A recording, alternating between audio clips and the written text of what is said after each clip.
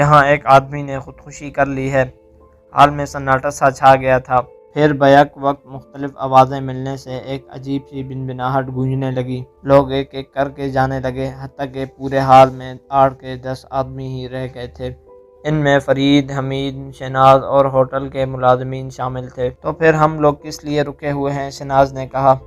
بدتمیزی ضرور ہے، فریدی بولا، لیکن شاید آپ کو آج تنہا ہی واپس جانا پڑے، کیونکہ مجھے مینیجر سے کچھ ضروری کام ہے، اس لیے مجھے انتظار کرنا پڑے گا۔ کوئی بات نہیں، شہناز بولی، بھلا اس میں بدتمیزی کی کیا بات؟ اچھا پھر آپ کب مل رہے ہیں؟ اور یہ رہا میرا کارڈ۔ شہناز نے اپنا کارڈ فریدی کی طرف بڑھاتے ہوئے کہا۔ فریدی نے اس کا کارڈ لے لیا جس پر اس کا پتہ لکھا ہوا تھا، اور کارڈ دے کر شہناز چلی گئی۔ واہ استاد، آپ نے تو کمال ہی کر دیا، حمید نے شکایتی لہجے میں کہا۔ اور اگر اسی طرح ہی آپ کو اپنا ارادہ تبدیل کرنا تھا تو کسی اور پر اپنی نظر عنایت کی ہوتی۔ عشق پر زور نہیں ہے یہ، وہ آتش غالب، فریدی نے گنگنا کر کہا۔ خدا خیر کرے، چلو آؤ دیکھیں کیا معاملہ ہے، فریدی نے دروازے کی طرف بڑھتے ہوئے کہا۔ برآمدے میں کافی بھیڑ تھی اور کمرہ نمبر 3 کے دروازے پر 2 کانسٹیبل کھڑے تھے۔ حمید اور فریدی کو دیکھ کر سلام کرتے ہوئے ایک طرف ہٹ گئے۔ حمید اور فریدی کی نظر جیسے ہی لاش پر پڑی وہ چونک گئے، اور کمرے کا منظر ہر درجے متاثر کن تھا۔ ایک آرام دہ کرسی پر لاش اس طرح پڑی تھی جیسے مقتول بیٹھے بیٹھے ٹیک لگا کر کچھ دیر کے لیے اونگ گیا ہو، اور اس کا دائیں ہاتھ جس میں پستول دبا ہوا تھا اس کی گود میں پڑا ہوا تھا، اور بائیں ہاتھ لٹک کر زمین پر ٹکا ہوا تھا، اور گردن بائیں طرف لڑک گئی تھی۔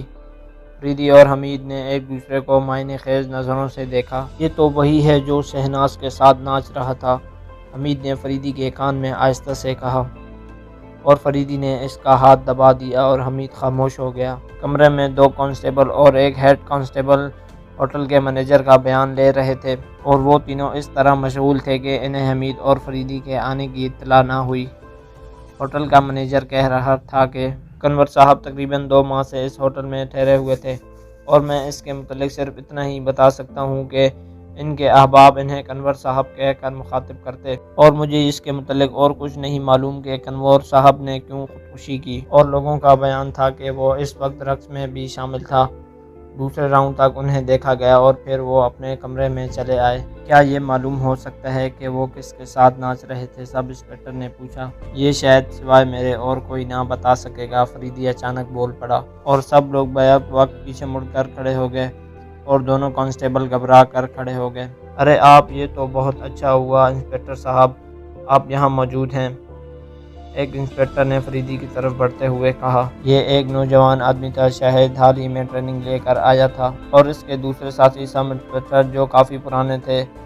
ان لوگوں نے برا سا منہ بنایا اور پھر اپنے اوپر قابو پا لیا۔ آئیں آئیں صاحب، اب ہمیں زیادہ پریشان نہ ہونا پڑے گا، ایک سب انسپکٹر بولا۔ نہیں نہیں صاحب، میں صرف محض تماشائی کی حیثیت سے آیا ہوں، فریدی نے کہا، اور جب تک کوئی کام مجھے سرکاری طور پر نہ سونپا جائے میں اس کو ہاتھ بھی نہیں لگاتا، اور پھر آپ خود بھی تو کسی سے کم نہیں۔ ارے صاحب، ہم کیا اور ہماری بساط کیا، بوڑھا انسپکٹر بولا۔ خیر یہ تو آپ کا انکسار ہے، کہیں خودکشی کی وجہ بھی معلوم ہوئی ہے کہ نہیں؟ فریدی نے کہا۔ ابھی تک تو کچھ بھی نہیں معلوم ہو سکا، نوجوان انسپکٹر بولا۔ اس کے متعلق اور کچھ بھی معلوم ہوا ہے کہ یہ کون ہے، کس ریاست کے کنور ہے، کس ریاست کا ہے؟ سب انسپکٹر نے ہوٹل کے مینیجر کی طرف دیکھا۔ یہ تو میں بھی نہیں بتا سکتا، ہوٹل کے مینیجر نے کہا، اور فریدی مسکرانے لگا۔ بڑی عجیب بات ہے کہ جو شخص سوسائٹی میں اتنا مقبول ہو اور اس کے متعلق بھی لوگ نہ جان سکیں، فریدی نے کہا۔ یہی تو سوچنے کی بات ہے، نوجوان سب انسپکٹر بولا۔ بالکل اسی طرح جیسے آپ اپنے آپ کو سپرنٹنڈنٹ پولیس ظاہر کریں اور اس بات سے اعتراض کریں کہ آپ کس شہر میں متعین ہیں، فریدی نے سرگار سلگاتے ہوئے کہا۔ بالکل ٹھیک کہتے ہیں آپ، نوجوان سب انسپکٹر بے اختیار بول اٹھا۔ خیر ہوگا، بوڑھے سب انسپکٹر نے کہا، ہمیں اس بحث سے کیا، ہمیں تو اس کی خودکشی کی وجہ دریافت کرنی ہوگی۔ ہاں تو غالباً آپ ابھی فرما رہے تھے کہ میں اس عورت سے واقف ہوں جس کے ساتھ یہ ناچ رہا تھا۔ ہاں میں جانتا ہوں، مگر وہ شاید اس واقعے پر روشنی نہ ڈال سکے، کیونکہ نہ تو یہ کنور صاحب ہے اور نہ یہ کیس خودکشی کا ہے، فریدی نے کہا۔ بوڑھا انسپکٹر ہنسنے لگا۔ تو گویا آپ میرے 25 سال کے تجربے کو جھٹلا رہے ہیں، بوڑھے سب انسپکٹر نے ہنس کر کہا۔ جی ہاں، یہ بات میں صرف اپنے 6 سال کے تجربے کی بنا پر کہہ رہا ہوں، فریدی نے کہا۔ اگر آپ لوگوں کو یقین نہیں تو یہ دیکھیں۔ فریدی نے مرنے والے کی گھنی مونچھیں اکھاڑ لیں۔ کہیں بس ایک ادھا بال چپک گئے۔ کہیں داروغہ جی، اسے پہچانتے ہیں آپ؟ فریدی نے مسکرا کر کہا، اور دونوں سب انسپکٹر حیرت سے منہ پھاڑے فریدی کی طرف دیکھ رہے تھے، اور دونوں نے نفی میں سر ہلایا۔ تو آپ نہیں جانتے؟ کیا آپ نے مشہور بدماش رام سنگھ کی تصویر دیکھی ہے جو حال ہی میں آئی ہے؟ فریدی نے کہا، اور بوڑھے سب انسپکٹر نے شرمندہ ہو کر سر جھکا لیا۔ اب یہ بتائیں کہ اسے قتل کیسے کہا جا سکتا ہے جبکہ اس کے ہاتھ میں پستول دبا ہوا تھا؟ نوجوان سب انسپکٹر بولا۔ اس کی بہت سی وجوہات ہیں، فریدی نے لاش پر جھکتے ہوئے کہا، اور اگر یہ خودکشی نہ ہوتی تو اس کی لاش آرام دہ کرسی پر سلیقہ مند سے نہ پڑی ہوتی، اور پستول والا ہاتھ اتنے اطمینان سے اس کی گود میں نہ ہوتا، اور دوسری وجہ پستول اس کے دائیں ہاتھ میں ہے اور گولی کا زخم بائیں کنپٹی پر ہے۔ یہ تو وہی گھما کر ناک پکڑنے والی شکل ہوئی۔ جیسا کہ آپ کے دائیں ہاتھ میں پستول ہے تو اگر آپ خودکشی کرنا چاہیں تو آپ دائیں ہی کنپٹی پر پستول رکھیں گے، کیونکہ وہ آپ کے لیے آسان ہوتی ہے اور سیدھا بھی ہے۔ اب تیسری وجہ سنیں، ذرا اور قریب آ جائیں اور یہ دیکھیں زخم کو۔ اگر یہ کیس خودکشی کا ہوتا تو زخم کا ارد گرد کا حصہ بارود کے دھوئیں سے سیاہ ہوتا، لیکن یہاں اس قسم کی کوئی چیز نہیں۔ اس سے صاف ظاہر ہوتا ہے کہ گولی کافی فاصلے سے چلائی گئی۔ اور چوتھی وجہ بالکل ہی صاف ظاہر ہوتی ہے کہ یہ ایک بہت ہی طاقت والا پستول ہے۔ اگر اس کی نالی کنپٹی پر رکھ کر گولی چلائی ہوتی تو گولی اس کے سر کے اندر نہ رہ جاتی، بلکہ دوسری طرف بھی ہڈی توڑ کر گولی باہر نکل جاتی۔ اور اگر یہ چیز قانون کے خلاف نہ ہوتی تو میں آپ کو اس کا تجربہ کر کے بھی دکھا دیتا۔ وہ کس طرح؟ بوڑھے انسپکٹر نے کہا۔ اس کی کنپٹی پر دوسرا فائر کر کے، فریدی بولا، اور پھر بوڑھا سب انسپکٹر خاموش ہو گیا۔ واقعی میں انسپکٹر صاحب، جیسے آپ کا نام سنا تھا ویسے ہی آپ کو پایا، اور میں سچ کہتا ہوں کہ ہم لوگوں کا دھیان اس طرف گیا ہی نہیں۔ نوجوان سب انسپکٹر بولا۔ ایسا تو نہیں ہے، کیونکہ میں بھی اس پر غور کر رہا تھا، بوڑھے سب انسپکٹر نے کہا، اور حمید اب تک بالکل خاموش تھا، لیکن بوڑھے انسپکٹر کی بات سن کر اپنی ہنسی ضبط نہ کر سکا۔ آپ سچ کہتے ہیں داروغہ جی؟ حمید مسکرا کر بولا۔ کل تک آپ قاتل کو بھی گرفتار کر لیں گے؟ جی ہاں، کر کے دکھاؤں گا، بوڑھا سب انسپکٹر جوش میں آ کر بولا۔ حمید، یہ کیا بکواس ہے؟ فریدی نے اسے گور کر کہا۔ داروغہ جی، آپ کچھ خیال نہ کیجیے، یہ ایسے ہی بے تکی موقع پر بولتا رہتا ہے۔ کوئی بات نہیں، بوڑھا سب انسپکٹر بولا۔ ویسے میں ان کی کافی تعریفیں سن چکا ہوں، اور اس وقت مجھ سے مل کر خوش بھی ہوئے ہوں گے، حمید نے بے ساختہ ہو کر کہا۔ اور پھر حمید کے یہ کہتے ہی بوڑھے سب انسپکٹر نے برا سا منہ بنا لیا۔ اب سوال یہ پیدا ہوتا ہے کہ قاتل نے کس طرف سے حملہ کیا؟ نوجوان سب انسپکٹر بولا۔ اس روشن دان سے، فریدی نے بائیں جانب دیوار کی طرف اشارہ کرتے ہوئے کہا۔ لیکن یہ غسل خانہ ہے، ہوٹل کا مینیجر بولا۔ ٹھہریں، یہ معاملہ بھی صاف ہو جاتا ہے، فریدی نے غسل خانے کا دروازہ کھول کر اندر گھستے ہوئے کہا، اور تھوڑی دیر بعد وہ غسل خانے سے مسکراتا ہوا باہر نکل آیا۔ رام سنگھ ناچ سے تھک کر لوٹا، فریدی نے کہنا شروع کیا۔ غالباً قاتل پہلے ہی سے تیار تھا، اور اسے اس طرف آتے دیکھ کر وہ غسل خانے میں گھس گیا، اور رام سنگھ آرام دہ کرسی پر آ کر لیٹ گیا، اور قاتل نے اطمینان سے روشن دان سے اس کی بائیں کنپٹی کا نشانہ لیا اور گولی چلا دی، اور آرکسٹرا کی پرشور آواز میں گولی کی آواز کی طرف کسی نے دھیان ہی نہ دیا، لیکن میں نے گولی کی آواز سنی تھی۔ گولی لگتے ہی مقتول اچھل کر ادھر آ گرا۔ یہ دیکھیے، یہاں خون کا دھبا ہے جو دوسرے دھبوں سے بالکل علیحدہ ہے، اور قاتل اس وقت تک غسل خانے میں رہا جب تک رام سنگھ ختم نہ ہو گیا ہو، لیکن اس نے ایسا نہ کیا ہوگا کیونکہ اس نے مقتول کے ہاتھ میں پستول بھی دینا تھا، اور یہ کام لاش کے ٹھنڈے ہونے پر، یعنی کہ جسم بالکل اکڑ جاتا ہے، تب نہیں ہو سکتا۔ اور جب اس میں کچھ جان باقی رہی ہوگی تو اس نے اس کو اٹھا کر کرسی پر بٹھا دیا، اور اس کے ہاتھ میں پستول دے کر اچھی طرح سے بالکل دبا دیا، اور اس وقت تک اپنے ہاتھوں سے دبائے رکھا جب تک کہ لاش ٹھنڈی نہ ہو گئی ہو۔ یہ سب آپ کس بنا پر کہہ رہے ہیں؟ بوڑھا سب انسپکٹر بولا۔ میرے ساتھ آئیں، میں بتاؤں۔ آپ بھی آئیں، فریدی نے نوجوان سب انسپکٹر کو اشارہ کرتے ہوئے کہا، اور تینوں غسل خانے میں چلے گئے، اور ان کے پیچھے بھی حمید بھی تھا۔ بھلا مجھے یہ بتائیں کہ، فریدی نے غسل خانے میں داخل ہوتے ہوئے کہا، اس کرسی کا یہاں کیا کام ہے؟ اور اس پر پیروں کے نشان کیسے ہیں؟ خود رام سنگھ یا ہوٹل کا ملازم اتنا بدتمیز نہیں ہو سکتا کہ مخمل کے گدے کی کرسی پر کیچڑ بھرے جوتوں سمیت کھڑا ہو کر اس نفیس گدھے کو خراب کر دے۔ اب ذرا کرسی پر کھڑے ہو کر اس روشن دان کو سونگھیں، آئیں اوپر آئیں، روشن دان سے ناک لگائیں، کہیں بارود کی بدبو آ رہی ہے یا نہیں، اور یہ دیکھیں دھوئے کا نشان بھی۔ پھر فریدی خاموش ہو گیا اور بوڑھے انسپکٹر کے منہ کی ہوائیاں اڑ رہی تھیں، اور نوجوان سب انسپکٹر فریدی کو تحسین آمیز نگاہوں سے دیکھ رہا تھا۔